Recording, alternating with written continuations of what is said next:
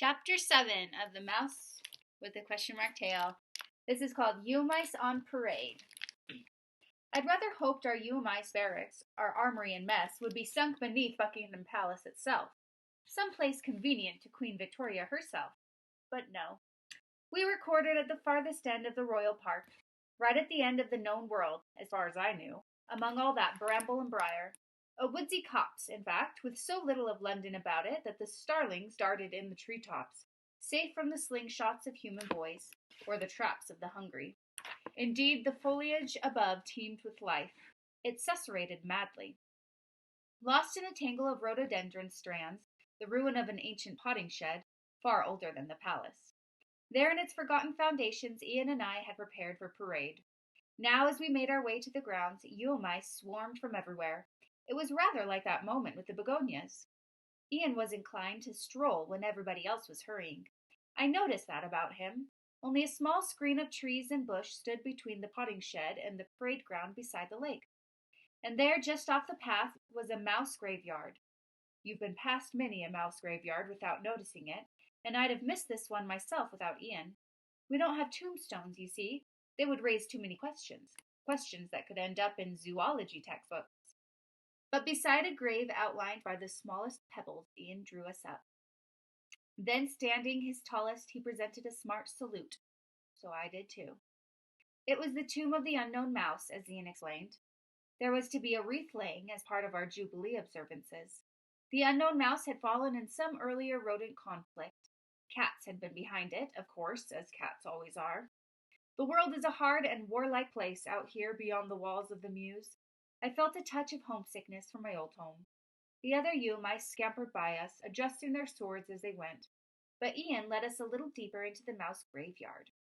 Under a canopy of spiky holly leaves, scented with pine, were other graves, very faintly outlined. You had to look twice. They were naturally not the graves of ordinary mice, not here in the Royal Park. Very little daylight fell upon this hallowed ground, but it was more sad than eerie. Ian lingered beside a grave, and so did I. We didn't salute, but I noticed that he was watching me.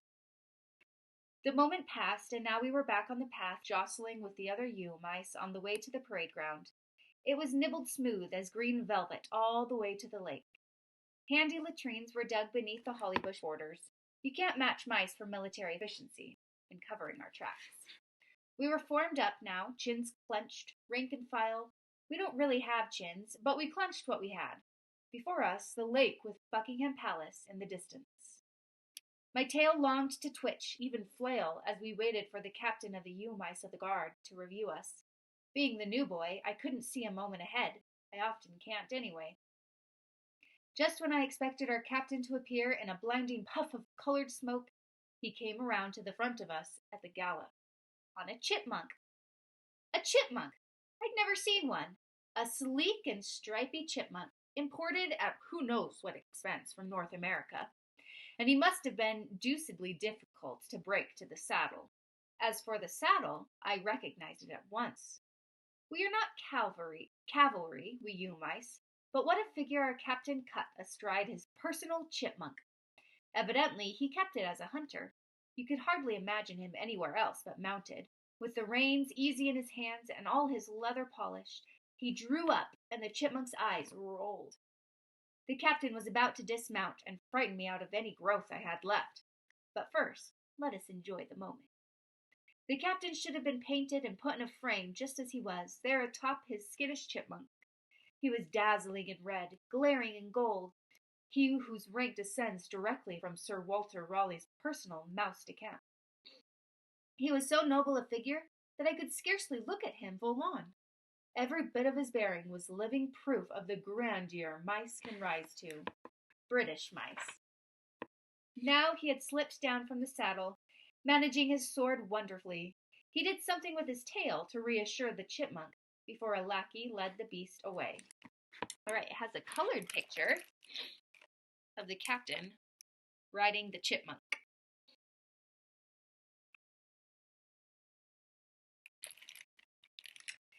Now the captain turned to review us. We dressed left, we dressed right. The rigid ruff rasped my neck. Tails, too, are a problem on parade, and mine had a mind of its own. but I was cheek by jowl with Ian, moving when he did, stamping and huptoeing. I liked to think you couldn't tell me from the others. I was just a hair shorter and a beat behind. But that was over all too soon. The captain had halted before us. Now he called out a blood-chilling question. Just over our head, he said, "Any new you-mice among us?" Doomed, I thought, and about to be found out, so my neck would be for the chop, regardless of rough. "Sir, yes, sir!" shouted our sergeant major, he who'd snipped me out of the trap. "A small one, sir. I don't know if he's not yet full grown or just—" "One step forward, the new mouse," the captain commanded. You wouldn't credit that much lung power to any rodent. I was hoping to die now. I was that frightened. But beside me, Ian said soundlessly, I did. 1 pace on tip-claws. Now I was a pace nearer the captain. He had the shoulders of some bigger species, and beneath the gold fringe of his uniform he was all muscle, like a hummingbird. Even the tree foliage above sighed their admiration. "Has anyone thought to administer the you-mouse oath of royal secrecy to this youngster?" the captain demanded. "Sir, no, sir!" our sergeant major called back bleakly. "We've been stretched thin and short." "It is time that runs short," the captain snapped. "He is either a you-mouse or our prisoner. What is he to be?" I felt my sword trying to tangle my feet. Blood drained from my brain and coursed down my wretched body. Only my question-mark tail kept me upright. "A you-mouse, he!" cried out every squad. Not quite a roar, but very loud. "Then let him hear the oath," the captain commanded, "and take it to heart." Full voice, every you-mouse recited our oath. "What we see we never say, what we learn we hide away. Whom we serve, a secret deep, a pledge to her we mean to keep." I tried to memorize this oath. There might be an examination coming, like school. By now it was clear that the you-mousery was a strictly secret force. See, don't say. That sort of thing, which I grasped. But I couldn't see there was any great secret about whom we served. It was surely Queen Victoria, who was quite well known. She was on all the postage stamps and pennies. She was really everywhere you turned. Still, I would have agreed to anything.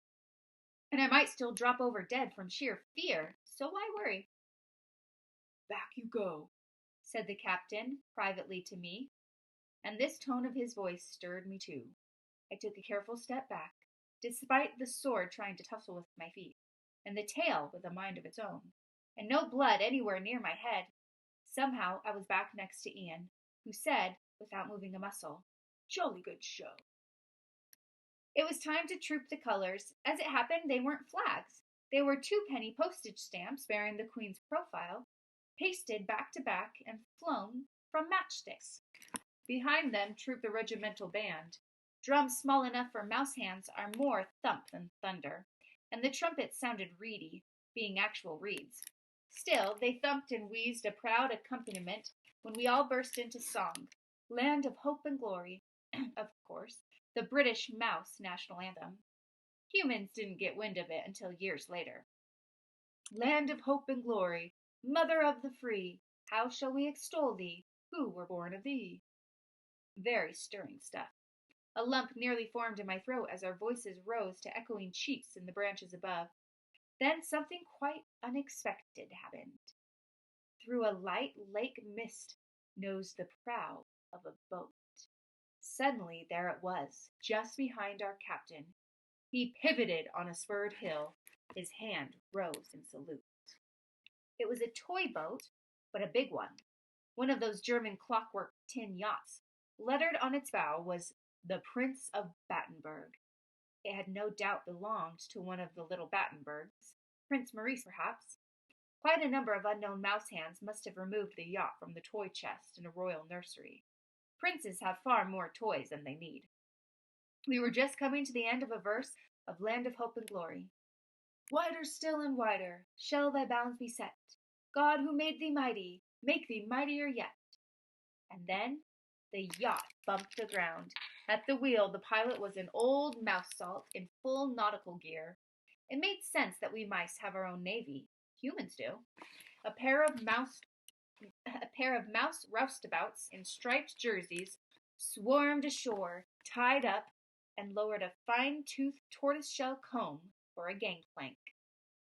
We presented arms. My sword was cold against my nose. My nearly crossed eyes beheld a strange sight. A greatly overweight mouse came tottering down the combe. His legs were no match for his body. He swayed dangerously. The roustabouts handed him ashore. Otherwise, he could have ended up in the drink. He begun to buckle. All right, here's a picture of what's happening. So this is the toy boat that they took from the little toy, or the little boy prince from his room. Here's the Yumais of the guard.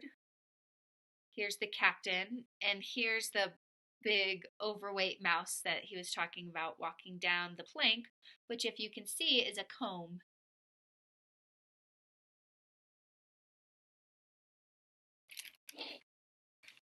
You rarely see a mouse that size unless he's fallen into a butter churn. He was tightly packed into a swallowtail coat over striped trousers. His curly-brimmed hat was a Harris tweed with a cockade of grouse feathers. Yellow gloves in one hand, a cane in the other. It was enough to make a begonia giggle. He might have been quite young. He tried to raise a beard, but it hadn't worked. Now he was ashore and waddling his way to our captain. We waited, knees locked, for him to return our captain's salute. Finally, he got around to it. But he was wheezing and damp through from walking all that way from the yacht, 2 rulers away. I had the feeling his clothes were more English than he was. Prince Bruno Havarti, Ian Henslow breathed into my notchier ear. Prince? How could that be? Havarti made him Danish, and Danish royalty was here in force for the Queen's Jubilee. They would have brought along any number of courtiers, some of them mice. Danish mice equerries, rodents of the bedchamber, squeakers of the chamber pot, whatever. But rodent royalty? Even among the Danes? I couldn't grasp it. And he's a younger son, Ian imparted, so he'll be looking for a foreign throne to sit upon. The whole thing was preposterous. Besides, if he was royalty, why was he alone? Royal can't manage on their own. This one had barely made it down the gangplank, and if he didn't know to travel with his mouse equerry, why didn't we provide him with one? Echoing my thoughts, Ian murmured, his English equerry was called away suddenly. Which was a shame, because Prince Bruno Havarti looked miserable. A tea tent had risen suddenly, as it was now tea time. From the flaps drifted the scent of hot scone crumbs and fresh strawberries. Prince Bruno looked famished. But even he had a duty to perform first. Out of nowhere, lackeys appeared bearing floral tributes. Our captain took up an enormous wreath of dog-tooth violets and handed it ceremoniously to the Great Dane. This left the captain with a smaller bouquet of pale violets in his hand. We Yule-mice had formed an honor guard by now. The captain and the prince walked between us, back to the mouse graveyard, where Prince Bruno laid the wreath on the grave of the unknown mouse. It was quite moving, though the prince did not bend well. Then we saw our captain was laying his handful of flowers on another grave. It was the grave where Ian and I had lingered.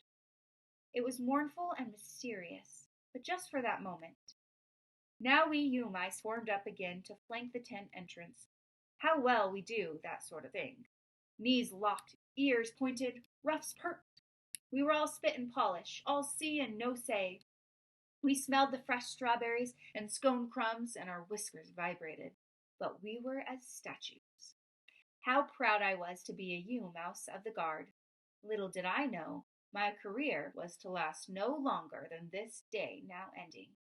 Even now a setting sun struck fire at the windows of the distant Buckingham Palace. And that is the end of chapter 7.